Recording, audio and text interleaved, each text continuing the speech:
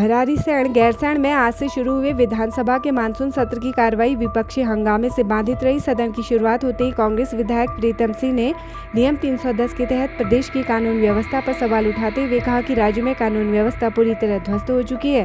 कांग्रेस विधायकों ने नैनीताल में हाल ही में हुए बवाल का मुद्दा भी जोरदार तरीके से उठाया और हंगामा करते हुए वेल तक पहुँच गए।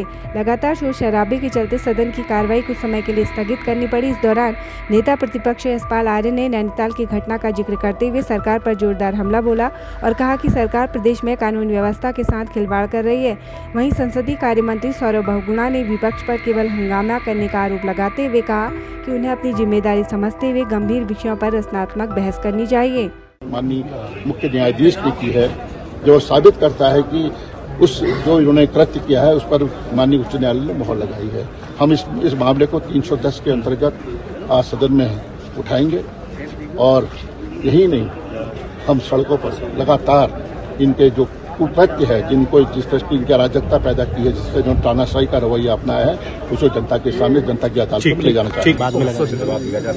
लेकिन मुझे लगता है कि विपक्ष इस धारणा के साथ सदन में आती है कि कोई भी सवाल का जवाब नहीं सुनना चाहती है। वो अपने मन की जो उनके दिल में जो जवाब है उसी को सुनना चाहिए। मैं सिर्फ माननीय अध्यक्ष जी से आज ये भी निवेदन करूंगा और मैं हर बार ये देखता हूँ सदन में हो रहा है कि हम पे तो आरोप लगाया जाता है कि हम तैयारी के साथ नहीं आते, लेकिन जो झूठे तथ्य सरकार के सामने विपक्ष पेश करता है उसके ऊपर भी कार्रवाई होनी चाहिए। बहुत पिछले सदन में भी सरकार विपक्ष के माध्यम से बोला गया किसानों ने सुसाइड करी, जबकि पूरे उत्तराखंड में कोई एक सुसाइड का मामला सामने नहीं था। तो मेरा माननीय अध्यक्ष जी से निवेदन रहेगा कि जो नियम हम पे लागू है वही नियम ऑपोजिशन पे भी लागू होने चाहिए। विपक्ष ये भी आरोप लगा रहा है कि जिस तरीके से आज अनुपूरक बजट पेश किया जाएगा, 4 दिन की इसकी अवधि रखी है, उतना भी नहीं चलाया जाएगा। सरकारी कामकाज आज ही निपट रहा है। नेता प्रतिपक्ष कार्य मंत्रणा समिति में रहते हैं, बिना कार्य मंत्रणा समिति के डिसाइड हुए कोई चीज टेबल होती नहीं। मैंने आपको बताया ना, विपक्ष का काम है आरोप लगाना, वो बेचारे अपना काम शिद्दत से कर रहे हैं, तो आरोप लगाने दीजिए। नेता प्रतिपक्ष भी उस आरोप में फिर घिरे हुए हैं क्योंकि उनका भी उतना ही रोल है कार्य मंत्रणा समिति जितना कि हमारे सरकार का है। नैनीताल जिला पंचायत अध्यक्ष पद के चुनाव परिणाम घोषित हो गए हैं। भाजपा प्रत्याशी दीपा दरमवाल ने कांग्रेस की उम्मीदवार को कड़े मुकाबले में हराकर मात्र 1 वोट के अंतर से जीत दर्ज की। कुल 22 मतों में भाजपा को 11, कांग्रेस को 10 वोट मिले, जबकि 1 मत अमान्य रहा। इस जीत को भाजपा के लिए बड़ी राहत माना जा रहा है क्योंकि चुनाव को लेकर लंबे समय से राजनीतिक तनाव और विवाद की स्थिति बनी हुई थी। मामला हाईकोर्ट में विचाराधीन होने के कारण परिणाम आने के बाद भी कानूनी स्थिति स्पष्ट होना बाकी है। हाईकोर्ट में मामले की अभी सुनवाई 20 अगस्त को होनी है। वहीं उपाध्यक्ष पद पर कांग्रेस ने अपनी पकड़ बरकरार रखते हुए देवकी बिष्ट को विजयी बनाया। नतीजों के बाद जिले की राजनीति में भाजपा और कांग्रेस दोनों दलों को आंशिक सफलता मिली है। पहले तो मैं सबका धन्यवाद करना चाहूंगी। ये मेरी व्यक्तिगत जीत नहीं है, भारतीय जनता पार्टी की जीत है जिसने मुझे इतना सहयोग और समर्थन दिया था। मेरे संग 27 मेंबरों की जीत भी है, जो मेरे संग पूरी एक टीम थी, उनकी जीत है और मेरी व्यक्तिगत जीत नहीं, भारतीय जनता पार्टी की जीत है। पिथौरागढ़ जिला मुख्यालय से सटे देवत गांव में सोमवार देर रात बड़ा हादसा हो गया। पहाड़ से लुढ़का एक विशाल बोल्डर रघुवीर प्रसाद व नरेश कुमार पुत्र स्वर्गीय शिवराम के मकान में घुस गया। हादसे में दिल्ली से आए 12 वर्षीय प्रिंस की मौके पर ही मौत हो गई, जबकि घर में सो रही महिलाएं और बच्चे गंभीर रूप से घायल हो गए। सूचना मिलते ही पुलिस व एसडीआरएफ की टीम ने रेस्क्यू कर घायलों और मृतक को बाहर निकाला।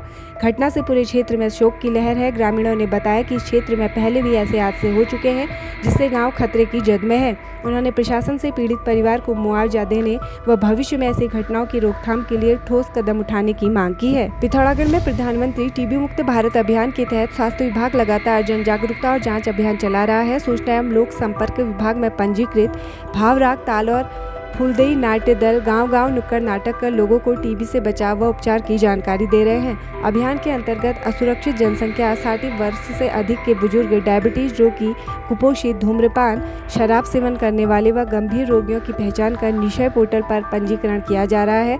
अब तक 22,890 व्यक्तियों का पंजीकरण, 4,079 का एक्सरे और 4,502 का बलगम परीक्षण किया गया है। प्रतिदिन आयोजित शिविरों में पोर्टेबल एक्सरे और प्रयोगशाला जाँच की सुविधा उपलब्ध है। विभाग का लक्ष्य जन भागीदारी से जिलों को शीघ्र टीबी मुक्त बनाना है।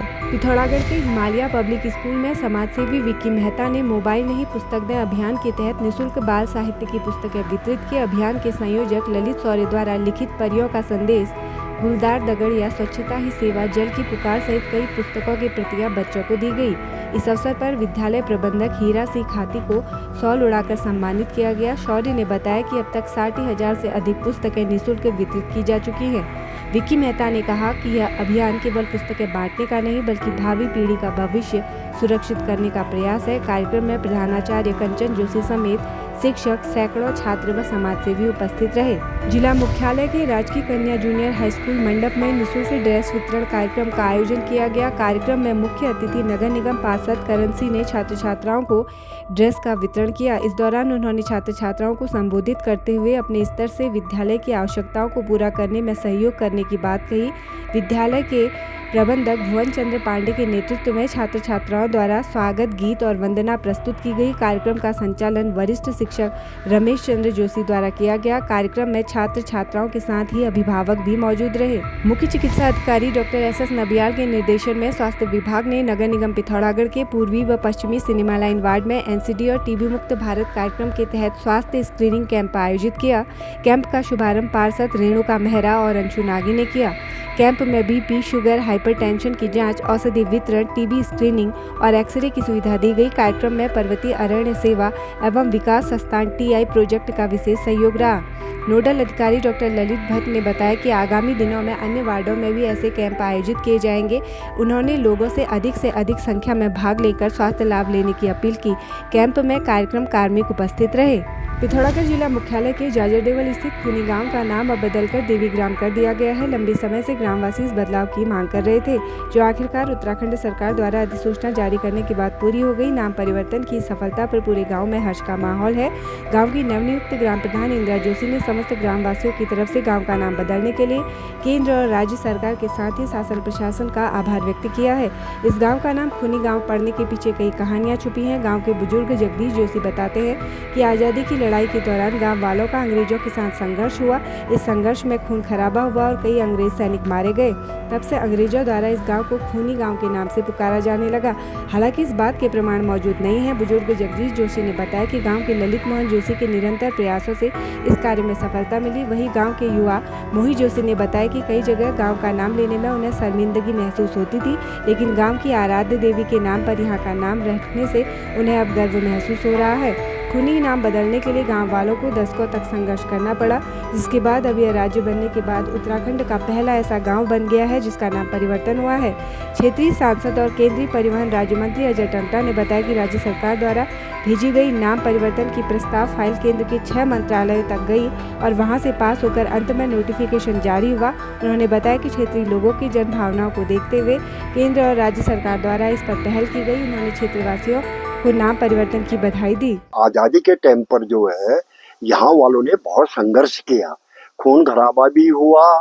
इस खून खराबे की वजह से इस गांव में ज्यादातर जो हमारे क्या कहेंगे स्वतंत्रता सेनानी थे, खून ज्यादा होने की वजह से इसका नाम खूनी पड़ा, ऐसा सुनने में आया।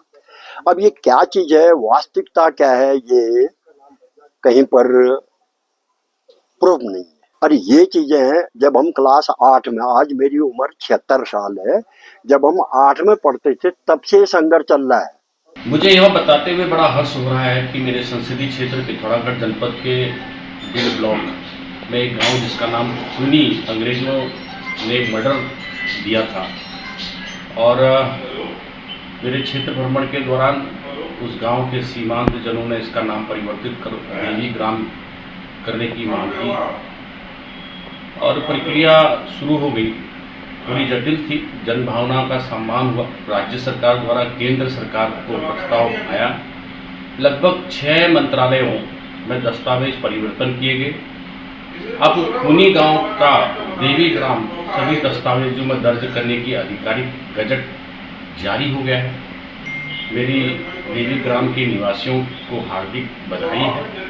केंद्र सरकार और राज्य सरकार का बहुत आभार है। काफी लंबे समय से गांव के नाम को बदलने के लिए ग्रामवासी प्रयासरत थे, जिसके लिए आज सरकार ने उनकी आवाज को सुना और गांव के नाम को बदलकर खूनी से देवी ग्राम रखा गया, जिसके लिए मैं सरकार का आभार प्रकट करती हूं और साथ ही सभी ग्रामवासियों को बधाइयां एवं शुभकामनाएं देती हूं। देखिए, हमारे गांव के लोग वर्षों से इस गांव के नाम को चेंज करने के लिए लड़ाई लड़ रहे थे, संघर्ष कर रहे थे, लेकिन आज 75 साल बाद इस गांव का नाम चेंज हो पाया और काफ़ी लोग तो इस नाम को चेंज करने के लिए जो संघर्षरत थे वो दिवंगत भी हो चुके हैं।